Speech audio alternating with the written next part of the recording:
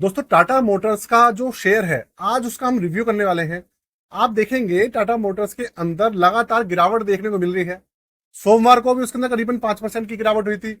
आज भी उसके अंदर गिरावट हुई है। मतलब 2-3 दिन के अंदर ही करीबन 6-7% की इसके अंदर गिरावट देखने को मिली है। साथ में गिरने का रीजन क्या है, अभी रिव्यू जो मैं करने वाला हूं प्योर इसके फाइनेंशियल्स, इसकी जो दूसरे जो हिस्टोरिकल डाटा है उसका रिव्यू करेंगे। एक्चुअल में समझेंगे कि टाटा मोटर्स की जो कंपनी है उसके अंदर जान है या नहीं है, क्या फाइनेंशियल्स के अंदर कोई दिक्कत नहीं आ गई है, और अभी जो इसकी वैल्यूएशन चल रही है वो ठीक है या गलत है। देखिए पूरा का पूरा जो एनालिसिस है प्योर एजुकेशन पर्पस के लिए, किसी भी तरीके का रिकमेंडेशन सजेशन या एडवाइस हमारी तरफ से बिल्कुल भी नहीं है। प्योर एक रिव्यू है, पर्सनल ओपिनियन है। तो वीडियो का एंड तक देखिएगा पूरी की पूरी कहानी समझने के लिए कि भैया इसकी कहानी क्या है, अभी क्या पोजीशन है। और चैनल को सब्सक्राइब कर लीजिएगा और बेल के आइकन को दबा दीजिएगा। दोस्तों दो काम जरूर कर दीजिएगा, वीडियो को लाइक करना मत भूलिएगा।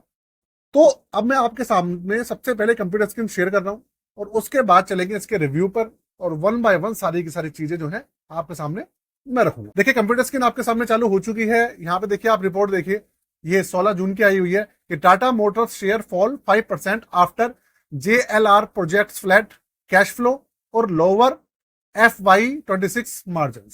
ये रीजंस दिए हैं इन्होंने शॉर्ट्स में, जिसकी वजह से जो फॉल आया है इसके अंदर वो आया है।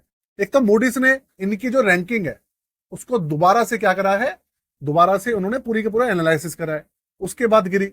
और ये जो JLR है ये भी ग्रुप है, इन्होंने भी इसकी रैंकिंग जो है टाटा मोटर्स की दोबारा से करी, उसके बाद भी गिरा। और इनका जो कैश फ्लो है वो ठीक नहीं चल रहा है। साथ में जो फाइनेंशियल ईयर 2026 आने वाला है उसके जो मार्जिन इनके हिसाब से होने चाहिए, जो प्रोजेक्शन है भाई वो भी बहुत अच्छी नहीं है। इसकी वजह से अभी जो गिरावट देखने को मिली है उसके कारण ये है। देखिए ये तो हो गए अभी जो सारी की सारी घटनाएं चल रही हैं वो, लेकिन एक्चुअल में प्रैक्टिकल चीज क्या है, प्रैक्टिकलिटी भी तो कुछ चीज होगी ना। हर चीज के पीछे गिरने के उठने के कुछ ना कुछ कारण होते हैं, ये आपको भी पता है, ये मुझे भी पता है। स्टॉक मार्केट के अंदर एक न्यूज आने से, पॉजिटिव न्यूज आती है तो स्टॉक रॉकेट बन जाता है, नेगेटिव न्यूज आती है तो जो स्टॉक है वो नीचे भागने लग जाता है। ये आपको भी पता है। 10-15% की गिरावट तो ऐसी हो जाती है, कभी गिरावट होती है कभी एकदम से उछाल आ जाता है। तो क्या ये उसी का शिकार है? तो ये तो भैया जब पूरा का पूरा रिव्यू करेंगे तब कहानी समझ में आएगी दोस्तों। इससे पहले हम आपको एक चीज और बता दूं, बहुत महत्वपूर्ण वीडियो मैंने अपने दूसरे चैनल दी एक्टिव तरुण, उसका नाम है, जो मेन चैनल है मेरा, उस पर डालता रहता हूं मैं।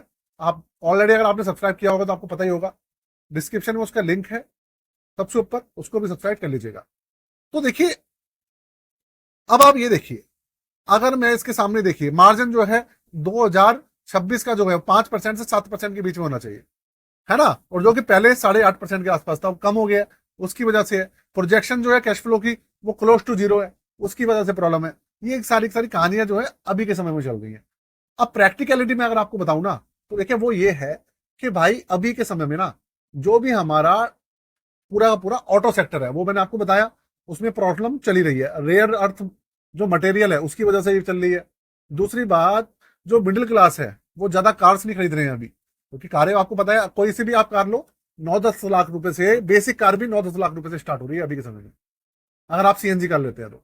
और भैया 10 लाख रुपए खर्च करना मिडिल क्लास के लिए बहुत नेक्स्ट टू इम्पॉसिबल है, क्योंकि एक मिडिल क्लास वाला अगर किसी 1 लाख रुपए महीना भी सैलरी है तो साल के 12 लाख रुपए तो वो कमाता ही है। उसके बाद भैया घर के खर्चे, घर की EMI होती है लोगों की, उसके बाद कार की EMI निकालना हर किसी के बस की नहीं है भैया, बच्चों की फीस होती है, बहुत खर्चे होते हैं। लाख रुपए कमाने वाला भी आजकल खुश नहीं है, परेशान है। महंगाई बहुत ज्यादा बढ़ रही है, इसलिए जो कारों की जो सेल है वो घटी पड़ी है बुरी तरह से। अच्छा जी, दूसरा जो जैगुआर है उसकी सेल्स के अंदर बहुत ज्यादा गिरावट चल रही है, वो भी प्रॉब्लम चल रही है। तो ये तो हो गए प्रैक्टिकल रीजन जो अभी के समय में है। इसके अलावा अब हम चलते हैं इसके रिव्यू पर, और इस जो शेयर है उसकी कहानी समझने की कोशिश करते हैं कि वो क्या है।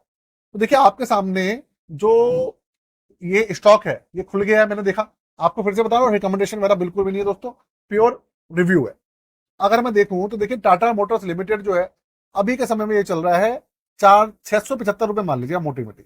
आज भी देखेंगे तो 1.73% की गिरावट है, कल भी गिरावट हुई थी 5% की, तो 7% की गिरावट है करीबन। रैंकिंग जो है इसको 3 स्टार की रैंकिंग है, 3 स्टार की रैंकिंग ठीक होती है। अब समझते हैं इसके स्कोर से, स्कोर को देखकर आपको सारी कहानी समझ में आ जाएगी। क्वालिटी स्कोर, क्वालिटी कैसी है, देखिए क्वालिटी बहुत अच्छी है, 7 इसका स्कोर है। ग्रोथ के चांसेस भी 6/10 है, ग्रोथ भी ठीक ठाक है इसके अंदर। वैल्यूएशन 4/10 है, वैल्यूएशन आप मान सकते हैं 50-50 है अभी, ना बहुत ज्यादा कम है ना ज्यादा ज्यादा है। मोमेंटम स्कोर बहुत बेकार है, मोमेंटम मेरा बिल्कुल भी सही अभी नहीं है। अब ये तो हो गया इनका अपना जो रैंकिंग है वो। अब मैं बात करता हूं अपनी अपनी समझ से बात करते हैं कि भैया क्या कहानी है। तो देखिए ये जो आपके सामने आप देख रहे हैं, मैं क्या कर रहा हूं आपके सामने 3 साल का चार्ट जो है ये ओपन कर रहा हूं। 3 साल का चार्ट आ गया आपके पास। तो 3 साल पहले ये चल रहा था 397, मतलब आप समझ लीजिए 400 रुपए पे चल रहा था। उसके बाद ये करीबन करीबन आप समझ लीजिए एक साल, तकरीबन एक साल बाद, मतलब 7 8 9 10 महीने बाद ये 412 रुपए पे आया। फिर एकदम से उछाल हुआ इसके अंदर, एकदम से, है ना। और अगले एक साल के अंदर नेक्स्ट ये 400 रुपए से उठकर सीधा चला गया 1000 रुपए पे, 400 रुपए से उठकर 1000 रुपए पे। और उसके बाद ये 2024 अप्रैल 2024 से, और आप मान लीजिए करीबन करीबन अक्टूबर सितंबर तक ये 1000 रुपए पर रहा, गिरा नहीं। उसके बाद भैया इसमें गिरावट स्टार्ट हुई, 1000 रुपए से टूट के ये आ गया लोएस्ट प्राइस पे 582 रुपए पर 9 अप्रैल पर। 9 अप्रैल वही डेट है जब जो रेसिप्रोकल टैरिफ थे उनका अनाउंसमेंट हुआ था, आपको पता है, वही डेट है ये, है ना भैया। बिल्कुल लोएस्ट पे था, उसके बाद फिर ऊपर गया 700 रुपए 70 रुपए पे, उसके बाद दोबारा से नीचे आना स्टार्ट हो गया। तो पहली बात मैं आपको बताऊं, इसके अंदर अभी के समय में 1000 रुपए से टूट कर 674 रुपए पे आ गया, पौने 700 रुपए के आसपास मान लीजिए, अब 675 रुपए हो गया। तो गिरावट तो इसके अंदर काफी ज्यादा आ गई है, पहली बात। और एक साल में अगर आप देखेंगे, पिछले एक साल के अंदर 1000 रुपए से टूट कर 675 रुपए में अभी चल रहा है। और पिछले कुछ महीने के अंदर भी काफी मोमेंटम इसमें देखा गया है।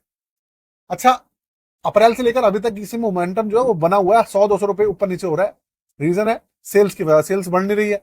सेल्स बढ़ेगी तो अपने आप शेयर के प्राइस जो है अपने आप बढ़ेगी। सेल्स जो है ऑटो सेक्टर में किसी भी स्टॉक्स के नहीं बढ़ रहे हैं, मारुति सुजुकी के थोड़े बहुत बढ़े हुए हैं, बाकी तो सबका ही बुरा हाल है। ठीक है। अब भाई इसके अलावा अगर मैं बात करूं रेवेन्यू की बात करेंगे, मार्केट की भैया कंपनी कितनी बड़ी है। देखिए कंपनी बहुत बड़ी है, 4,39,695 करोड़ का इसका टर्नओवर है, 4,40,000 करोड़ के आसपास मान लीजिए। प्रॉफिट देखिए 23,000 करोड़ से ज्यादा का इसका प्रॉफिट है। ठीक है। पी रेशियो देखिए 8.9 है, इंडस्ट्री का पी रेशियो चल रहा है 27.18, अभी इसका 8.9 है। पी रेशियो कम है, मतलब अभी ये रीजनेबल प्राइस पे उपलब्ध है, इसका मतलब ये है कि रीजनेबल प्राइस पे चल रहा है। ठीक, इनके हिसाब से पी रेशियो के हिसाब से। इसके अलावा अगर मैं और दूसरी चीजों की बात करूं, मैं फाइनेंशियल्स पे आ रहा हूं सीधा। फाइनेंशियल्स देखते हैं, अगर आप देखें इसके फाइनेंशियल्स अभी ओपन नहीं हुए, हो गए। ये देखिए आप, ये रहा आपका भैया, ये रहा आपके सामने टर्नओवर। अगर आप देखेंगे 2020 में 2,61,000 करोड़ की कंपनी थी, और 2,61,000 से बढ़कर अब ये 4,40,000 करोड़ के आसपास आ गई है। टर्नओवर लगातार बढ़ रहा है। प्रॉफिट देखते हैं, और जो प्रॉफिट है ना भैया, वो पहले 2020 में माइनस में था, 2021 में माइनस में था, नुकसान में थी। 2022 में भी माइनस में चल रही थी, आप देखिए 7,000 करोड़ का नुकसान था। फिर 2023 में इनको 3,393 करोड़ का फायदा हुआ। फिर 2024 में भी फायदे में है, और अब भी फायदे में है, 33,780 करोड़ का प्रॉफिट है अभी भी, मार्च 25 के हिसाब से। भाई प्रोजेक्शन होती है ना, तो मार्च पर 2025 तो वैसे भी निकल ही गया, उसके हिसाब से वैसे भी अभी प्रॉफिट में चल रहे हैं। तो प्रॉफिट में तो ठीक ठाक है। वो कोरोना के दौरान चल रहा था, आपको पता ही है, कोरोना के भाई गाड़ियां बिकी नहीं रही थी, तो प्रॉफिट कहां से आएगा। तो ये चीजें हो गई।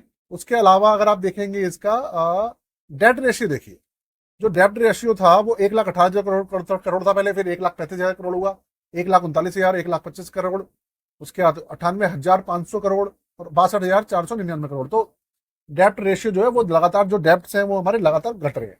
सबसे अच्छी बात ये भाई, बहुत बड़ी कंपनी है भाई, छोटी मोटी कंपनी थोड़ी है। और अगर आप देखेंगे इनके करंट असेट्स, तो टोटल असेट्स हैं 3,76,000 करोड़ की, और जो इनकी देनदारी है वो भी आप देखेंगे 3,76,000 करोड़ की है। वो तो बराबर ही बराबर दिख रही है दोनों, वो तो देखिए बराबर ही रहेगी। लेकिन करंट लाइबिलिटीज और करंट की मैं बात करूं, तो इनकी करंट लाइबिलिटीज अभी ज्यादा है, 1,66,000 करोड़ की है, और करंट असेट्स है 1,59,000 करोड़। तो लगभग लगभग दोनों बराबर ही है। तो देखिए अगर मैं फाइनेंशियल्स की बात करूं, तो फाइनेंशियल्स कुल मिलाकर ठीक ठाक है, फाइनेंशियल्स में किसी भी तरीके की दिक्कत नहीं है। मार्जिन देखेंगे, मार्जिन भी वही 5% के आसपास चल रहा है, पहले थोड़ा घट गया था, ठीक ठाक ही चल रहा है मार्जिन भी। ठीक है। तो भैया कंपनी में इस तरह की तो कोई दिक्कत नहीं है। हाँ, आप ये जानना चाह रहे होंगे कि भैया अभी ये रीजनेबल प्राइस पे है या नहीं है। तो देखिए रीजनेबल प्राइस पे अभी ये चल रहा है, लेकिन अभी इसके अंदर और गिरावट आने की आशंका लग रही है। ये चीज, ये पूरी की पूरी भैया रिव्यू है, ठीक। रिकमेंडेशन बिल्कुल भी नहीं है। हाँ, अभी ये सेक्टर और गिरेगा, हो सकता है थोड़ा सा भी बढ़ जाए, उसके बाद ये सेक्टर और गिरेगा। अभी तो गिरावट तो चलती रहेगी, हो सकता है भैया ये और ज्यादा गिर जाए, कोई बड़ी बात नहीं। तो कैसा लगा रिव्यू मुझे जरूर बताइएगा दोस्तों साथ में। हाँ, अगर आप पूछे कि भैया अभी कितने बढ़ने के चांसेस है, तो देखिए बढ़ जाएगा, मान लीजिए चलो फिर से चला गया 800-900 रुपए पे, फिर नीचे आ जाएगा। अभी प्रॉब्लम चली रही है, बस मैं आपको ये बताना चाहता हूँ।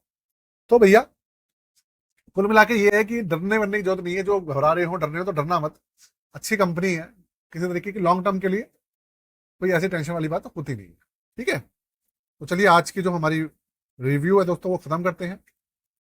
चैनल को सब्सक्राइब कर लीजिएगा, और अगर आप अपना पोर्टफोलियो है, stock portfolio, fund, mutual fund portfolio, कोई सा भी पोर्टफोलियो रिव्यू कराना चाहते हैं तो करा सकते हैं। नया बनवाना चाहते हैं, डिस्क्रिप्शन में चार्जेस वगैरह सारे मेंशन किए हुए हैं मैंने, 999 चार्ज है, आप वो भी करवा सकते हैं, ठीक है।